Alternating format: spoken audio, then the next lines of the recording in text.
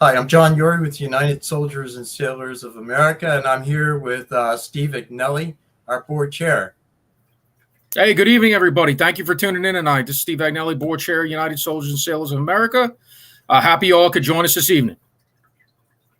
Great. Yeah, we wanted to come on here for a few minutes and talk about our newest program, uh, Food for Our Troops. And we've been doing it for the past 2.5 months, I think, and it's been highly successful. It's in a response, Food for Troops programs in a response to the need that I'd say about 20,000 right now troops have for basically food. There's a lot of food insecurity among our low income military families that are struggling, and often they have one child, two children, whatever it is. Are often very young, and they just can't quite make it through the month. So our program really is almost a food pantry for them, and so we go directly down to Fort Belvoir and expanding elsewhere to actually deliver. They know exactly where we'll be. The food's all donated to us, so they're able to get just about anything that they really need. I tell you, we run out very quickly when we hold the weekly food distributions. So it's really important that we get everybody together to kind of support this program.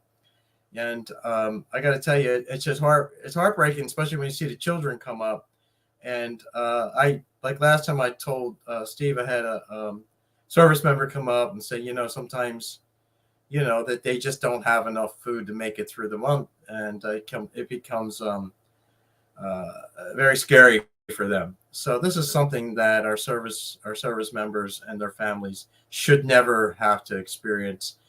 We have over 20,000 service members that are on food stamps, SNAP they call it now, and then we have tens of thousands of other troops that cannot get food stamps because they're just over the threshold of the poverty line to where you can qualify for SNAP, or what they call food stamps.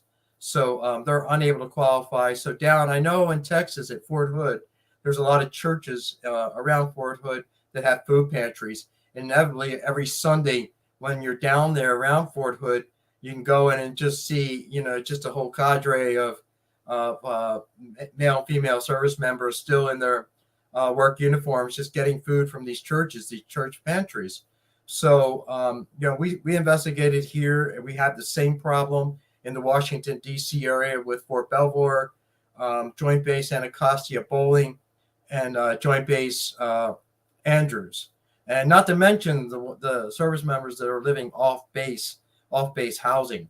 So it's really important. The gratitude that they express is amazing when we show up, with a whole with so much food to give out to them. And it could be anything from pancakes to pancake mix to what, Steve? It's syrup. It's everything. We just had 100 and I think it was 160 loaves of fresh bread that we distributed today down at Fort Belvoir.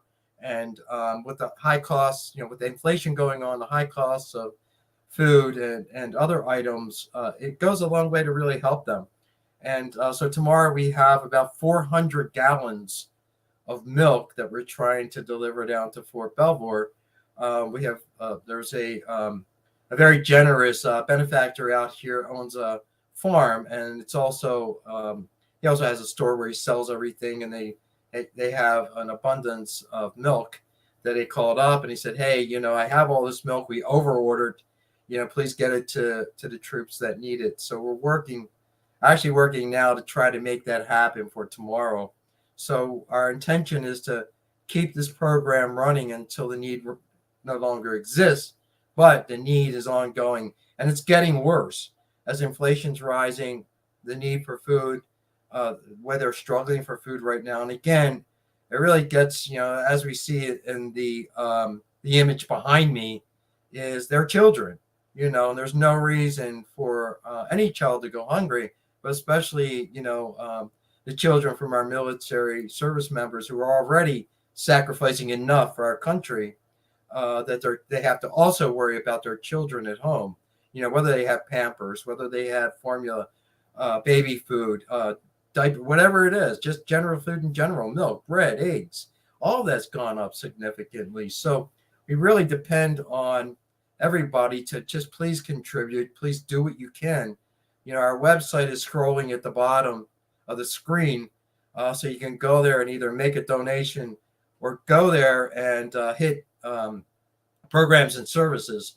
Scroll down for the program Food for Our Troops, and you'll see a lot more information and ways that you can either volunteer or donate. And if you're local to the DC area, Northern Virginia area, and you want to hold a food drive, that would be incredible. You can do that in your office, your place of worship. We have a list of food items that's generally needed. And again, it's anything that's non-perishable that you can do, again, anywhere, even in your neighborhood, and we'll be glad to come pick it up. If you're not in the DC, Northern Virginia area, you're in California, wherever you are, just consider making a donation because, we're all volunteers. So we're not getting any of that money. We're all volunteers. We don't get a paycheck. So we're really, we're able to, take that money and go to Costco. We go to Sam's Club. Both of those have donated to us over the years, and they've given us gift certificates. I think Costco just gave us $1,000 gift certificate, which we went shopping, and we bought food. And so this is one of the programs we have, the Food for Troops.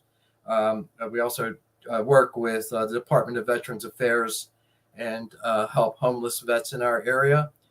We also help the VA transitional housing units where vets are coming off the streets and they're just getting their lives back together again. So we really want to help them as well, bring food to them, toiletries, socks, just different things that they're going to need from coming off the street, just to give them a hand up and let them know we care about them. So other than that, we have a ton of other programs and services. We hope you'll check us out on our website. So Steve, I'll let you take it over for a few minutes. I didn't want to keep everybody too long tonight.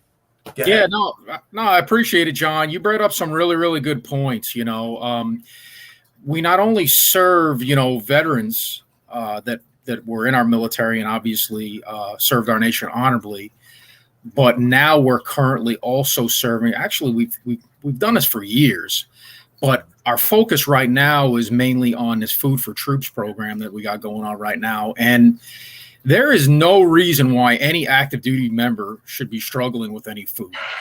I remember when I first started out as an airman, way back in the heyday, it was tough. We didn't make very much, and we still don't make very much right now. They are extremely grateful, as John had mentioned, the gratitude and the support that they get. We cannot make this possible without donations for food or monetary donations whatsoever. 90% of your donations actually go back out in the hands of to help veterans. I could say that firsthand. There's not too many organizations that actually do that. We keep our operating expenses very low. As John mentioned earlier on, we do not accept a salary. I don't get any money. John does not collect any money, nor do any members of our board. So we do this because we care, and we do this because we're living a good life. We're not struggling right now, but there are a lot of other people struggling and need a hand up. And we continually see this over and over and over again. Just recently, we have many people that contribute to our mission, but one in particular are the Knights of Columbus that I want to obviously recognize. About 2 weeks ago now, 2 to 3 weeks ago, they held a food drive. They did that on their own. And as John mentioned, if you want to help support our mission and do a food drive, such as the Knights of Columbus did up in Bethesda, Maryland, you're more than welcome to. It's pretty easy to put together. Please reach out to our page and hit the contact us, and we will get you hooked up and situated on how about going to do that. Excuse me. So John had brought some food over my house the other day, thinking that we were going to, that food was going to go right out to the transitional houses, or we didn't quite know what we were going to do. So we were kind of strategizing about it. It wasn't within 60 minutes. I saw a Facebook post online from a young lady. It was an anonymous post. The young lady that mentioned her name, she was an anonymous member of the group, reached out and said, "Hey, does anybody know any local food pantries that are nearby? I need some assistance."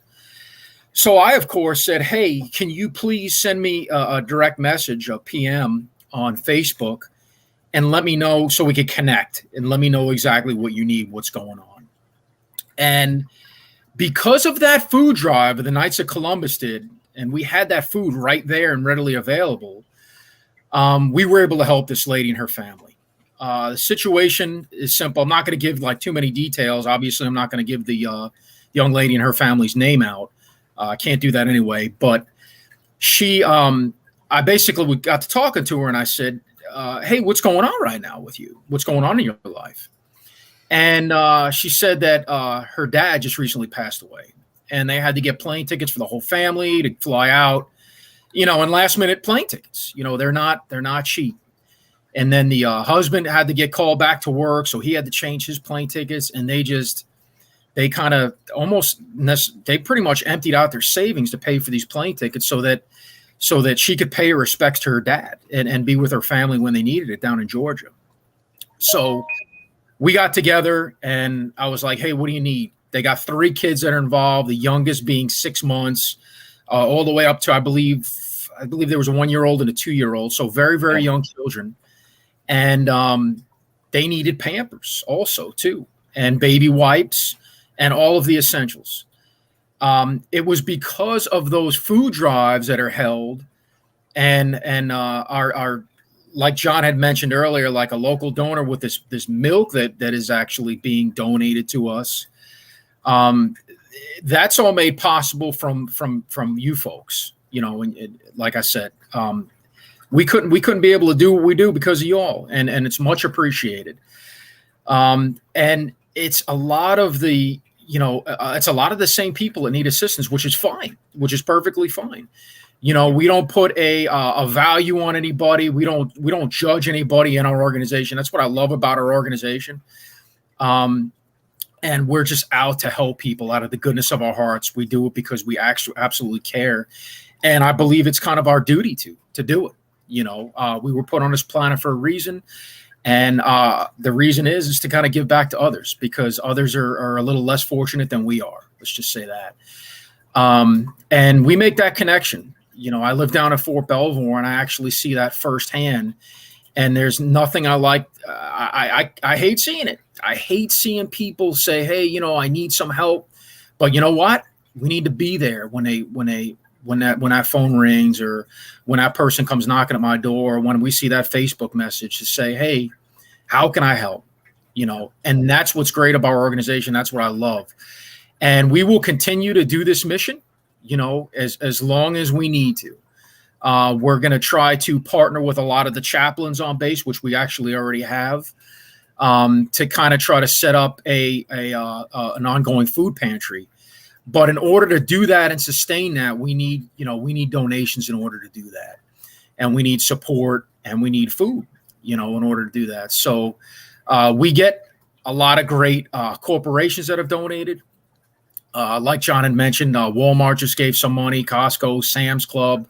Those are some great organizations out there that can continually tribute to our mission, and we greatly appreciate that. And to learn more about the Food for Troops, I know it's kind of new, as John had mentioned. It's about 2.5 months, but it's going to be an ongoing thing because there is a huge need for it. Also, a small part, another part of what we do, and John has brought up the information right there, is a little bit of advocacy, for our veterans, right? So what we're trying to do is we're working with, and hopefully the NDAA gets out there and passed soon, because there's a supplement with the NDAA that offers servicemen and women with some funds to provide for their families in their time of need, should they need any, food assistance. So 20,000 military families, and it is mostly the junior enlisted. But I have seen, some people fall in hard times, like John had mentioned, and they're waiting. Some military families, they just live paycheck to paycheck, because of the the money that we get every month. We don't get very much. It doesn't last very long, especially right now, with inflation going on, with everything just super sky high. We had those 180 loaves of bread that went out. That's $4 to $6 a loaf, depending upon if it's organic or white or wheat. That is a Yep. lot of money. And there's milk that's going out. That's $4 a gallon. No, it went up to 5.49 a gallon, this particular milk. So we have 400 gallons. So if you do the math, you know, just figure it out, 400 times 550, whatever it is. That's a significant donation, from this particular farmer that has a store, and he saw what we do. I think he came to us through our Instagram page, and he has a page on there, and saw a picture that we have posted about us giving out food to troops, and he was kind of shocked, as are most people are just kind of very much, they're shocked, they're astonished to realize that we have food insecurity within the ranks, and especially again when you're talking about children.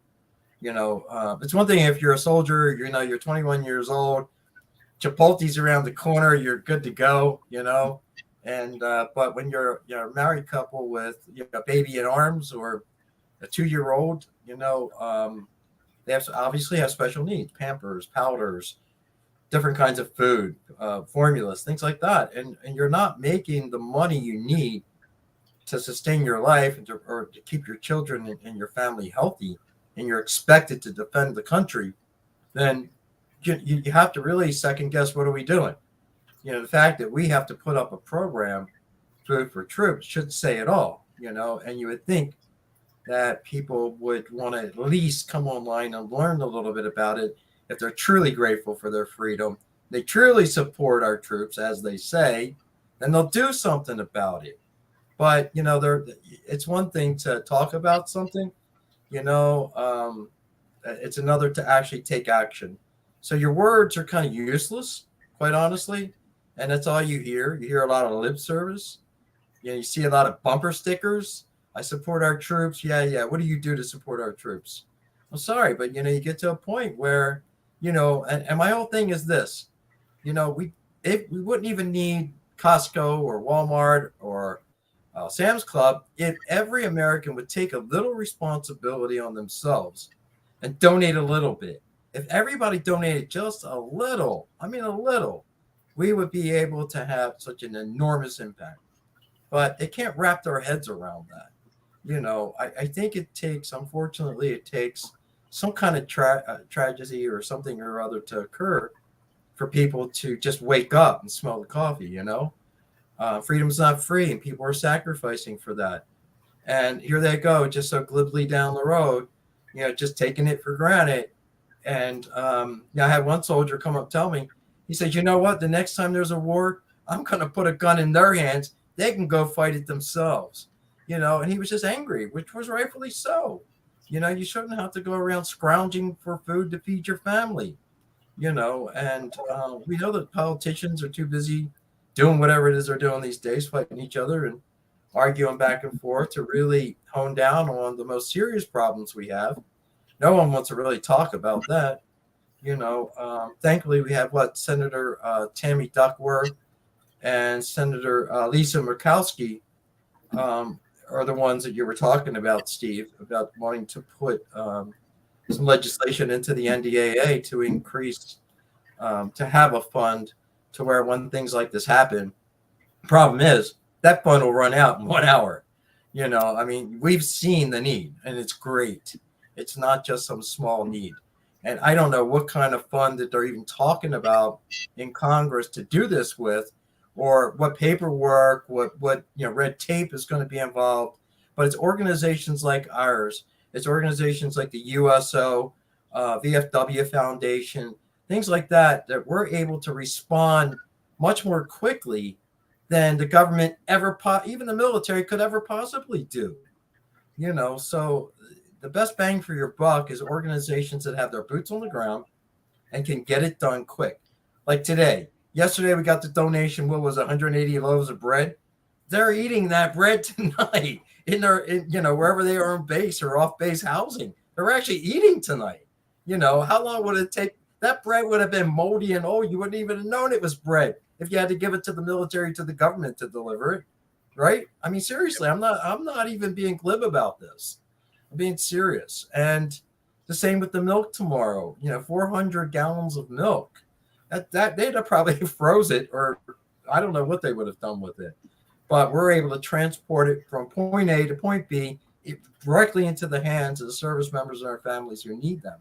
So again, it's organizations, small organizations, or even large organizations.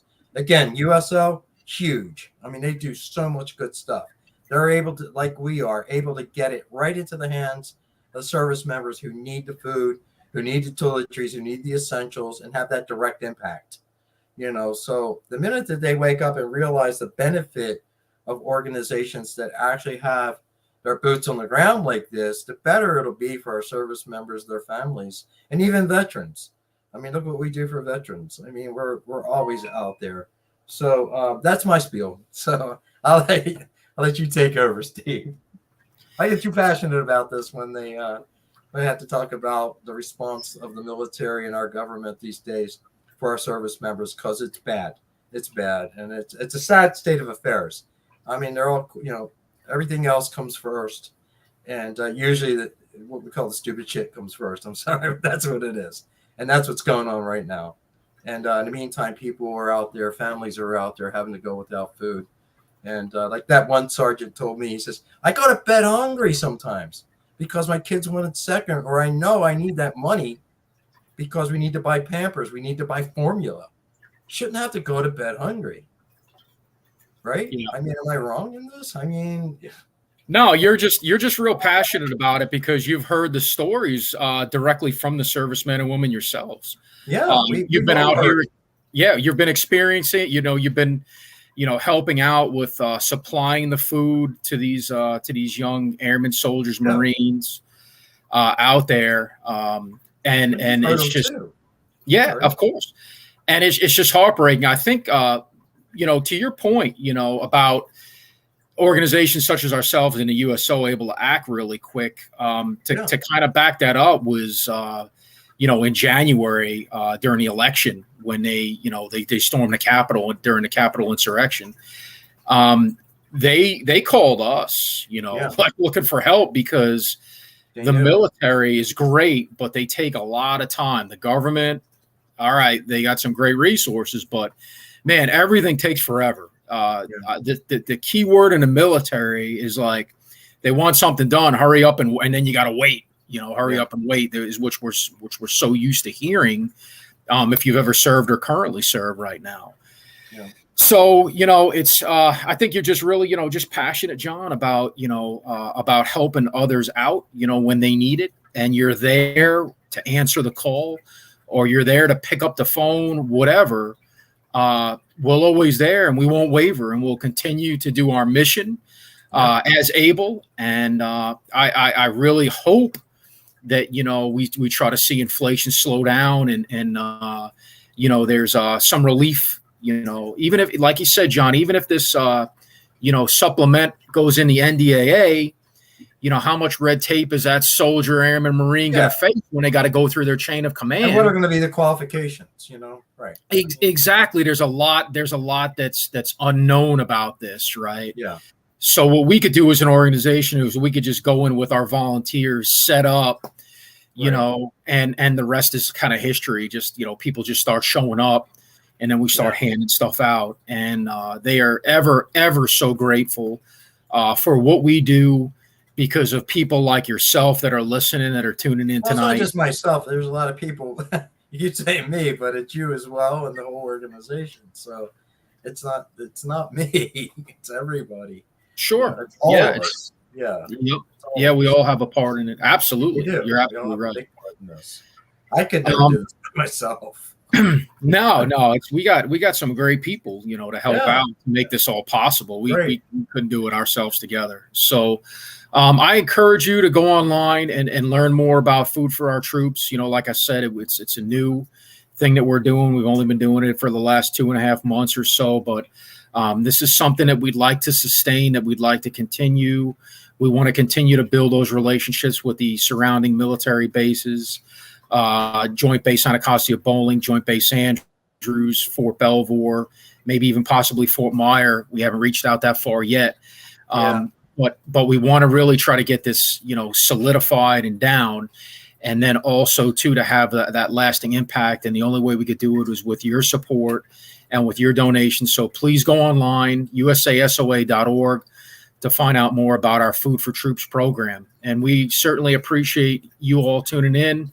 And if you currently serve or have served, we thank you so much for your service.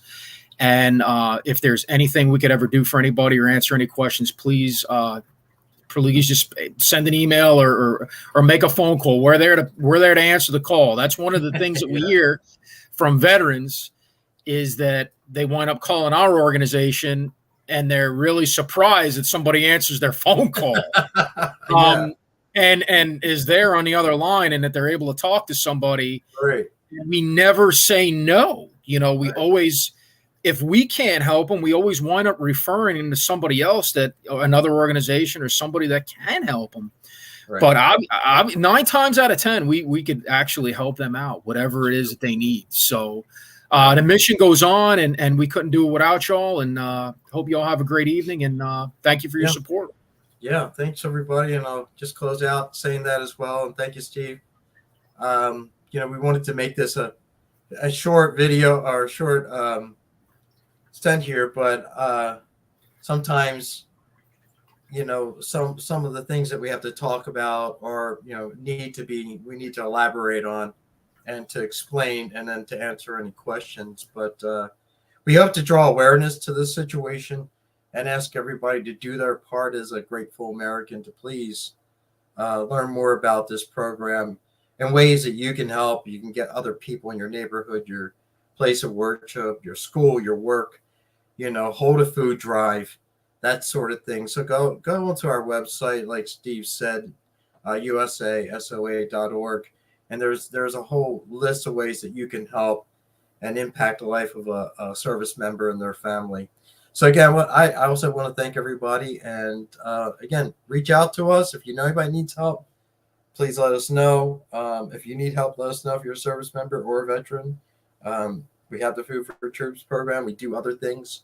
So again, I want to thank everybody and wish everybody a very good night. Take care.